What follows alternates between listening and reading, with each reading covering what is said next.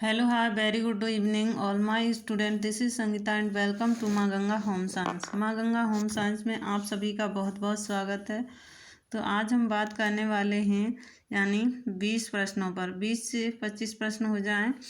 But ये प्रश्न वो हैं जो हमने लाइव क्लास ली थी, उसमें आवाज़ बंद हो गई थी, तो वो वाले प्रश्न हैं। तो ये हम पहले प्रश्न से स्टार्ट करते हैं। वस्त्र का प्रकार निर्भर करता है। तो रेशों के प्रकार पर, सूत के प्रकार पर, निर्माण के प्रकार पर, इनमें से कोई नहीं। तो इसका जो राइट आंसर होगा सभी हो जाए, सॉरी ये सभी। तो इसका जो राइट आंसर होगा वो सभी हो जाएगा। अगले प्रश्न पर आते हैं। प्रश्न नंबर 2। प्राकृतिक रेशे से सबसे अधिक लंबे रेशे होते हैं। प्राकृतिक रेशों में सबसे अधिक लंबे रेशे होते हैं कपास के, जूट के, हेम्प के, सिल्क के। तो सिल्क के होते हैं। अगले प्रश्न पर आते हैं। प्रश्न नंबर 3। लंबे रेशों को कहा जाता है क्या? Staple, filament yarn, sperm yarn, इनमें से कोई नहीं। तो लंबे रेशों को हम फिलामेंट कहते हैं, छोटे रेशों को स्टेपल कहते हैं।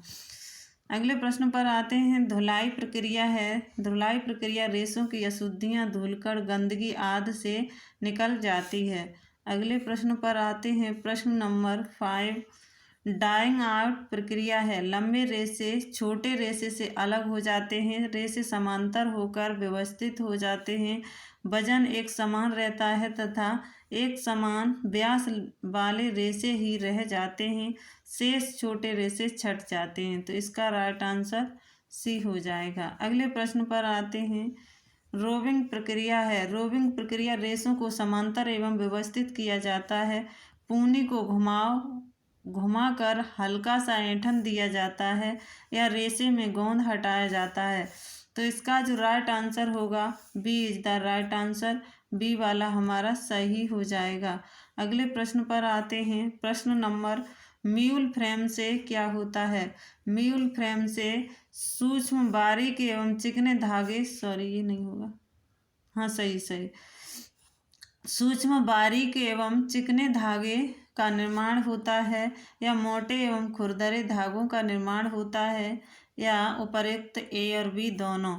उपरोक्त में से कोई नहीं। तो इसका जो राइट आंसर होगा ए इज द राइट आंसर। अगले प्रश्न पर आते हैं। प्रश्न नंबर 8। घर्षण कताई में बिना कंघी किए केवल धुनाई की हुई पूनियों से धागे का निर्माण होता है या घर्षण द्वारा ऐंठन दी जाती है। चिकने एवं कोमल धागों का निर्माण होता है। उपर्युक्त सभी। तो इसका जो राइट आंसर होगा वो होगा B is the right answer. अगले प्रश्न पर आते हैं। प्रश्न नंबर 9। भराई का कार्य किया जाता है। ताने धागे से, बाने धागे से, उपयुक्त सभी से, इनमें से कोई नहीं।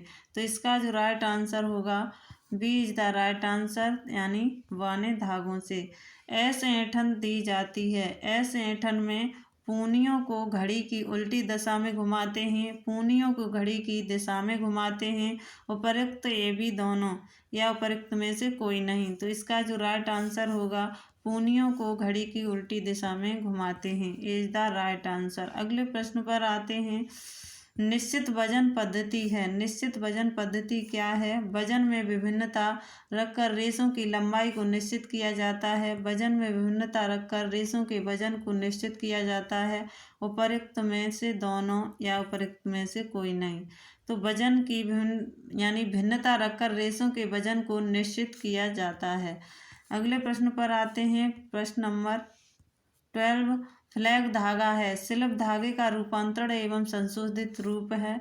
स्पाइरल धागे का रूपांतरित एवं संशोधित रूप है। लूपदार धागा है। उपयुक्त सभी। तो इसका जो राइट आंसर होगा सिल्क धागे का फ्लैग धागा का, सिल्क धागे का रूपांतरित एवं संशोधित रूप है जो फ्लैग धागा है। अगले प्रश्न पर आते हैं। फेंक देने वाली वस्तुएं बस से वस्त्र बनाए जाते हैं। कागज से, प्लास्टिक फिल्म एवं शीट से, पॉलीयूरेथेन फोम से, टापा वस्त्र से। तो किससे बनाए जाते हैं? कागज से। ए इज द राइट आंसर। अगले प्रश्न पर आते हैं। प्रश्न नंबर 14 टापा वस्त्र का निर्माण होता है कपास की छाल से, ओक के वृक्ष की छाल से, शहतूत के वृक्ष की छाल से, नारियल की छाल से। किससे होता है? तो इसमें जो राइट आंसर होगा वो होगा सी इज द राइट आंसर। अगले प्रश्न पर आते हैं। अगला प्रश्न है हमारा, ऊनी नन्हे रेशे को आपस में उलझाकर, जोड़कर, ताप से प्रभावित करके तथा दबाव डालकर जमा दिया जाता है, इसे कहते हैं कंघी करना कहते हैं, धुनाई करना कहते हैं, नमदा कहते हैं, या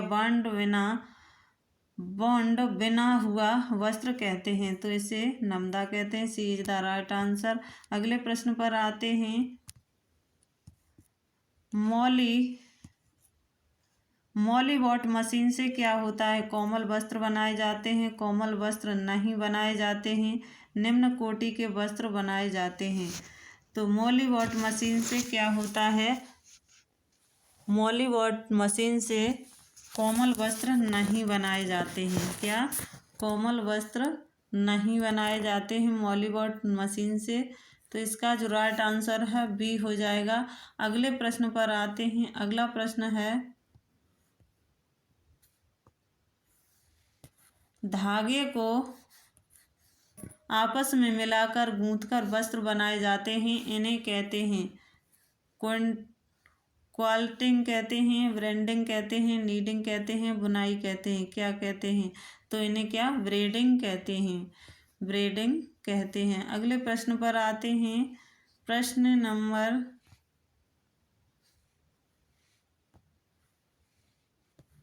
80, सलाई एवं सुई की सहायता से सूत के फंदों को फंसाकर एक श्रृंखला बनाई जाती है, इस विधि को कहते हैं ब्रेंडिंग, नीटिंग, बुनाई, क्वाल्टिंग। तो क्या कहते हैं? इसे हम नीटिंग कहते हैं। B is the right answer. अगले प्रश्न पर आते हैं। प्रश्न नंबर 19, वेफ्ट नीटिंग बाना बुनाई को कहते हैं। वेफ्ट नीटिंग बाना बुनाई को कहते हैं फिलिंग नीटिंग, वार्प नीटिंग। उपरोक्त में से दोनों, ए और बी दोनों, उपरोक्त में से कोई नहीं। तो इसका जो राइट आंसर होगा फिलिंग नीटिंग। अगले प्रश्न पर आते हैं। अगला प्रश्न है, मोती जैसे उभार दिखाई देते हैं उल्टी बुनाई में, सीधी बुनाई में, या उपरोक्त में से कोई दोनों में। तो किस में मोती जैसे उभार दिखाई देते हैं? तो उल्टी बुनाई में। अगले प्रश्न पर आते हैं। अगला प्रश्न है, ट्राइकोट का शाब्दिक अर्थ है। ट्राइकोट का शाब्दिक अर्थ क्या है? गूंथना, क्विल्ट करना, बुनना, निट करना। तो इसका जो राइट आंसर है D is the right answer. अगले प्रश्न पर आते हैं। अगला प्रश्न है, जाली बनाने की विधि मिलती जुलती है नीटिंग विधि व लेस बनाने की विधि से, बुनाई विधि से, क्विल्टिंग विधि से, उपरोक्त सभी।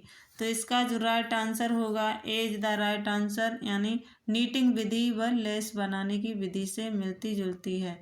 अगले प्रश्न पर आते हैं। हार्नेस है। हार्नेस क्या है? ताने का बेलन है, यानी कपड़े का बेलन है, करघे में लगा फ्रेम है, कंघी के समान धातु की बनी एक रचना है। तो इसका जो राइट आंसर होगा सी इज द राइट आंसर।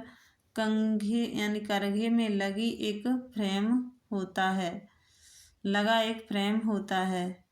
अगले प्रश्न पर आते हैं। कंघी रीढ़ करघे के अगले भाग में सामने की ओर स्थित होती है, करघे के पीछे स्थित होती है, करघे के हार्नेस के सामने की ओर लगी होती है। जो कंघी रीढ़ होती है वो करघे के हार्नेस के सामने की ओर लगी होती है।